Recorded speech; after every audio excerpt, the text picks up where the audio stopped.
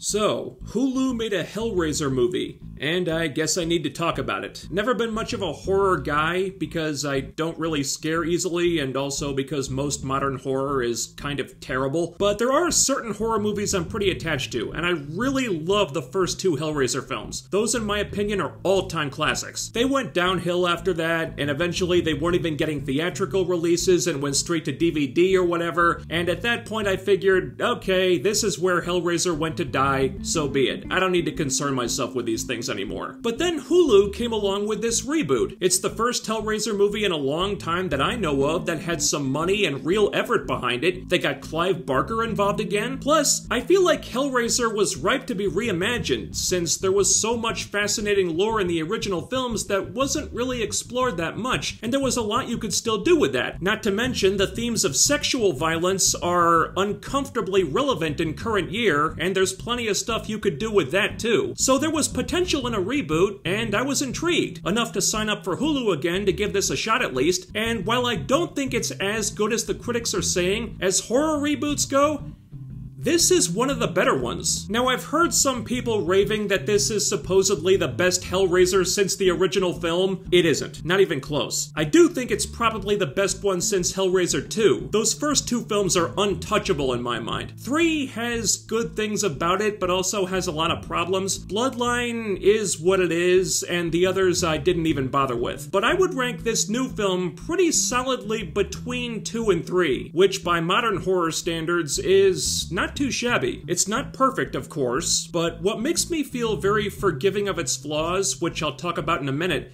is respect. Watching this movie, even though it's a reboot, or a quasi-reboot, you could tell the filmmakers respected the franchise, respected where it came from, and were taking pains to live up to what had come before. There are elements of Christopher Young's iconic theme in the music, which was an absolute must-have if you were going to make a Hellraiser film. I think they were taking notes from the Hellbound Heart with this new iteration of Pinhead, and all throughout this thing, there are a lot of nods to the original 4 films. Similar imagery, iconography, characters that feel like respectful homages. Like there's one character who's basically an amalgamation of Frank Cotton and Dr. Chenard. And even structurally, the movie feels similar to the original in that it's kept fairly small scale, and a lot of it takes place in and around one house, but is still able to tell an original story. The new cast is pretty solid. Yeah, some of the characters are just there to get killed off, which is annoying anytime it happens, but they're all good actors, and that does cushion the blows somewhat. The character we spend the most time with is Riley, this girl struggling with drug addiction who happens upon the box, and while I wouldn't put her anywhere near the same league as Kirsty Cotton, who is the final girl goat, don't at me,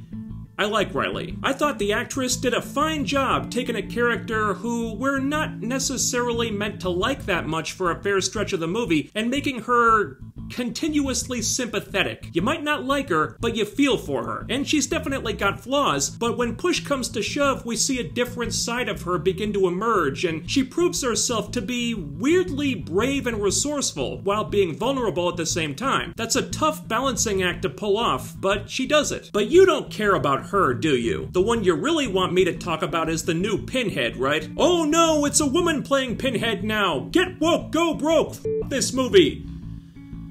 Look, this is not the first time Pinhead's been recast, okay? And my reasoning is the same as it was for Netflix's Sandman. Clive Barker was involved with this project, and if he signed off on this new version, then I'm not gonna make a big stink about it. Nobody, man or woman, was gonna match what Doug Bradley did, and I think this is closer to what Barker wrote in the Hellbound Heart anyway, so this wasn't a hill I felt like dying on. Our new Pinhead is played by Jamie Clayton. Alright, I liked her in Sense8, so I was willing to give her a chance. And I'll say this, is she as good as Doug Bradley's Pinhead? Of course not. The second you make that comparison, Jamie Clayton has already lost. But no one is gonna be as good as Doug Bradley. So rather than try to copy what he did and probably fail, I was more open to the idea of them trying something different. And as a new and different incarnation of Pinhead, you know what?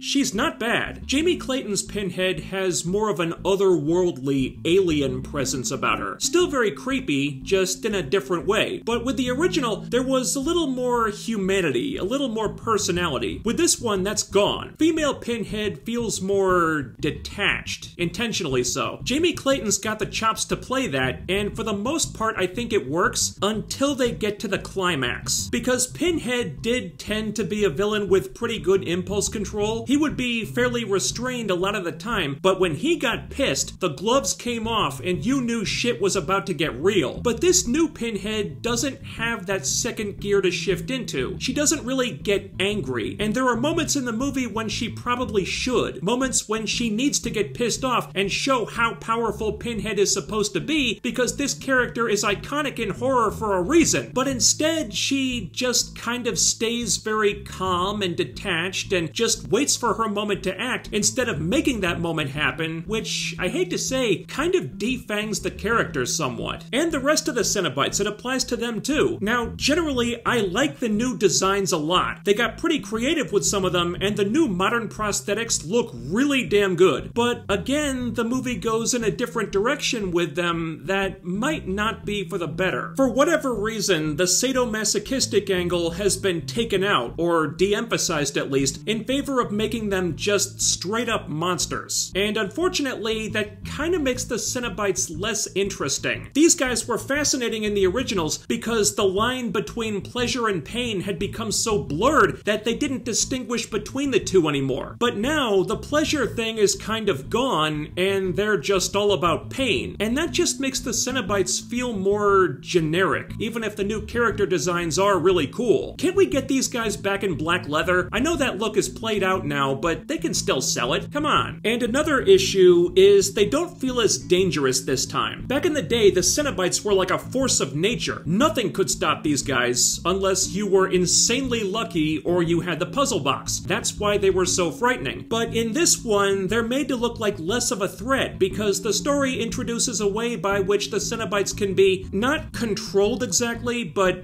restrained up to a point. And again, they don't really get angry about that. They just kind of wait it out. And there are story-related reasons for it, but in the process, you've kind of taken a lot of their menace away. Now, that can still work if the human characters are up to snuff. I mean, shit, the real villains of the first two Hellraiser films were Frank and Julia, and they were more monstrous than anything the Cenobites did. This one doesn't really have any characters on that level, though. The closest they get to one is Goran Visnijic's character, but he's not really on screen long enough to feel like a proper big bad. Also, some of the protagonists could have used more attention. The actors are good, but there isn't a ton of meat on these characters. There's a twist with the boyfriend in the third act, and when you learn what you learn about him, some of his previous behavior suddenly makes a lot less sense, and various other characters are really just there to feed the meat grinder and not much else. The thing is, without spoiling anything,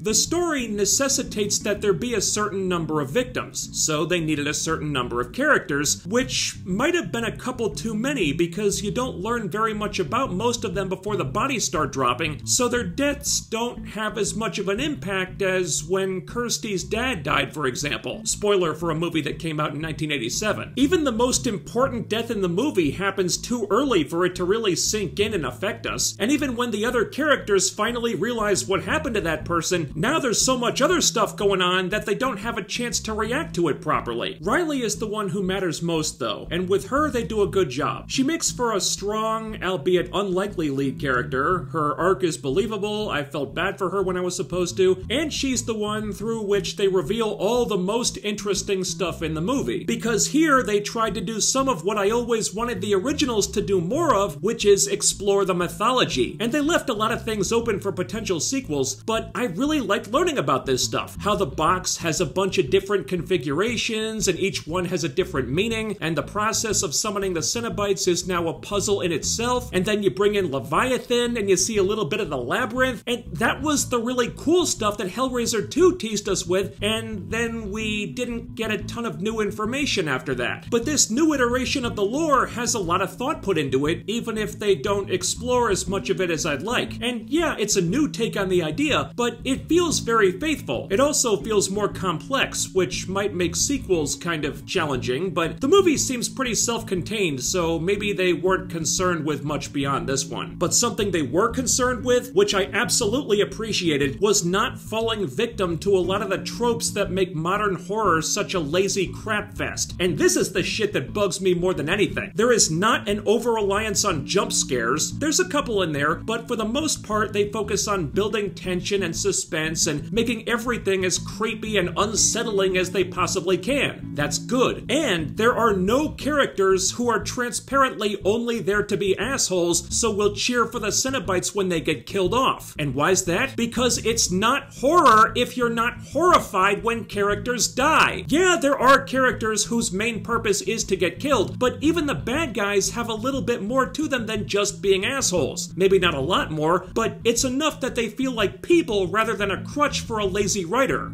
Thank you. So it doesn't get too tropey, the characters are likable, it respected the lore, and while some of the concepts and creative decisions are not perfect and feel like a step down from what the originals did, they do at least seem to come from a genuine place. Hellraiser 2022 feels like it was made by people who cared. So despite the flaws, I feel pretty good about this one. I went in crossing my fingers just hoping it wouldn't suck, and I came away from it thinking, you know, that wasn't too bad. As horror reboots go, that was surprisingly decent. It's not in the same league as Hellraiser 1 and 2 or anything like that, but if someone wanted to tell me that this was the third best Hellraiser movie, I wouldn't argue with them. And you know what? The third best Hellraiser movie behind 1 and 2?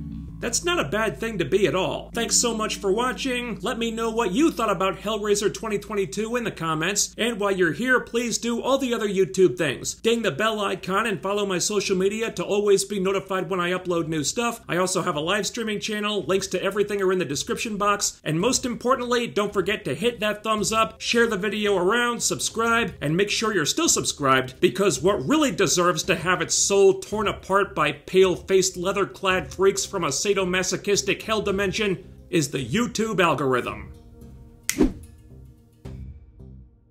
That's all for now, but I'll be back with more soon. So stay tuned for that, take care, and I'll see you next time.